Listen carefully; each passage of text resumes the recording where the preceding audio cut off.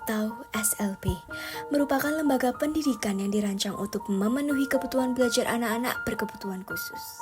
SLB yang kami kunjungi adalah SLB Negeri Gedangan, Sidoarjo, yang berada di Jalan Pasir Indah, Tumapel Wedi, Kecamatan Gedangan, Kabupaten Sidoarjo, Jawa Timur. Sekolah ini berada di bawah naungan Kementerian Pendidikan dan menyediakan lingkungan belajar yang aman, inklusif, serta ramah bagi seluruh siswa. Di sini, proses pembelajaran disesuaikan dengan kemampuan dan kebutuhan masing-masing anak.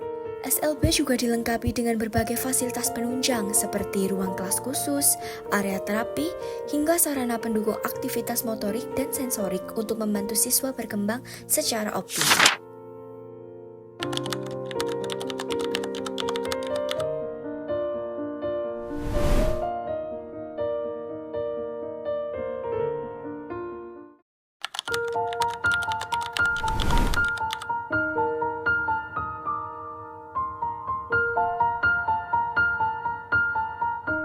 Ini adalah SLB Negeri Gedangan.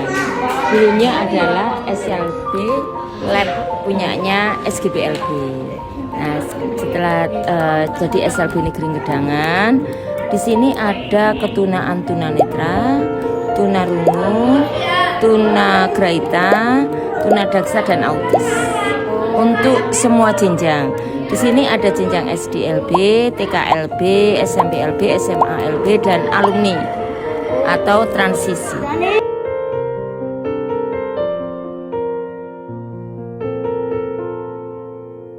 Gini Kak, kita itu mempunyai kurikulum ya.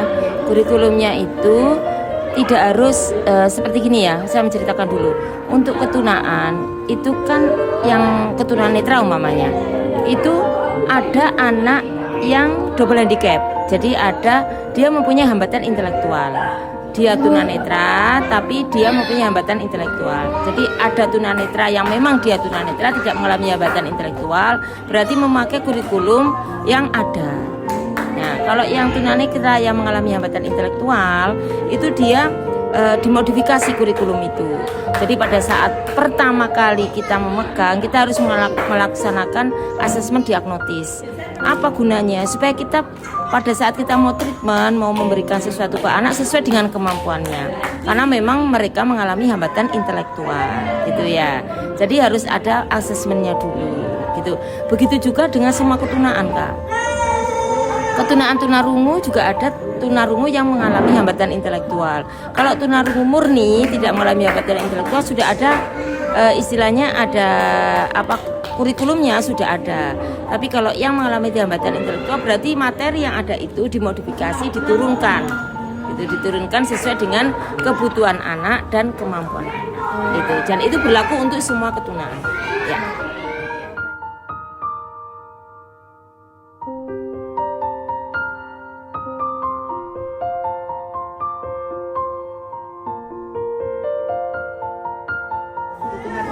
Kalau dari pemerintah kita sudah ada dukungan ya, alat peraga itu kan bantuan dari pemerintah, itu sudah ada ruang yang sudah cukup. Kalau umpamanya anak tunanetra ya, anak yang dengan hambatan istilahnya penglihatan, itu juga kita sudah ada labnya itu juga bangunan ini juga dari pemerintah. Kalau sekolah negeri memang banyak bantuan dari pemerintah. Yang kita butuhkan sebenarnya dukungan dari masyarakat sekitar atau yang paling penting itu dukungan dari pihak keluarga. Karena apapun yang kita lakukan di sekolahan tanpa dukungan dari pihak keluarga itu kan tidak akan berkesinambungan kan. Ya, karena memang anak-anak ini adalah anak-anak istimewa yang memerlukan penanganan baik di sekolahan maupun di rumah. Jadi harus ada kelanjutannya. Tapi kalau orang tuanya kurang mendukung, kita sudah berusaha untuk yang lebih baik, tapi kalau orang tuanya atau pihak keluarganya nggak mendukung, ya keberhasilannya akan kurang. Baik, untuk pertanyaan terakhir Ibu. Iya.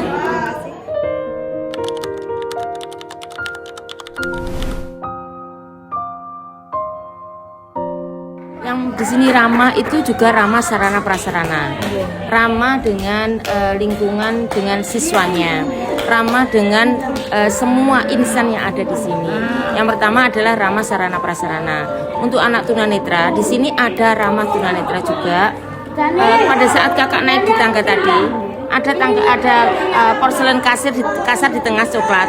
Itu ramah anak tunanetra. Jadi anak tunanetra menggunakan tangga itu dipakai untuk jalan. Ya itu. Lalu ada di bangunan mana ya kak? Di bangunan ini mungkin ada ini apa kayak pegangan di tembok. Nah itu juga untuk memudahkan anak tunanetra. Ya. Lalu kalau untuk anak tunadaksa di sini ini toilet. Toiletnya itu ada toilet. Depannya itu ada pegangannya, jadi pada saat anak tunadaksa dengan cacat tubuh itu bisa berpegangan. Ya, jadi kita pakai toilet duduk. Itu salah satunya di sini yang ramah dengan disabilitas. Sebagian itu. Di sini kami merasa bangga ya dari jurusan ilmu komunikasi. Ini yang pertama untuk masuk di SLB. Biasanya yang masuk di SLB adalah jurusan PLB dan psikologi yang ada hubungannya dengan psikis ya. Ini adalah ilmu komunikasi. Dewi harap ini adalah terobosan baru. Ada umpan baliknya nanti. Jadi tidak sampai di sini, mungkin ada kelanjutannya yang bisa membuat atau membantu anak-anak yang berada di lembaga ini. Terima kasih. Ruang musik menjadi salah satu fasilitas penting di SLB.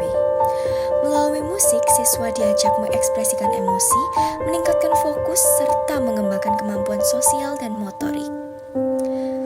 Dengan alat musik sederhana seperti drum, pianika, atau instrumen ritmis lainnya, terapi musik menjadi aktivitas yang menyenangkan sekaligus bermanfaat bagi perkembangan anak-anak berkebutuhan khusus.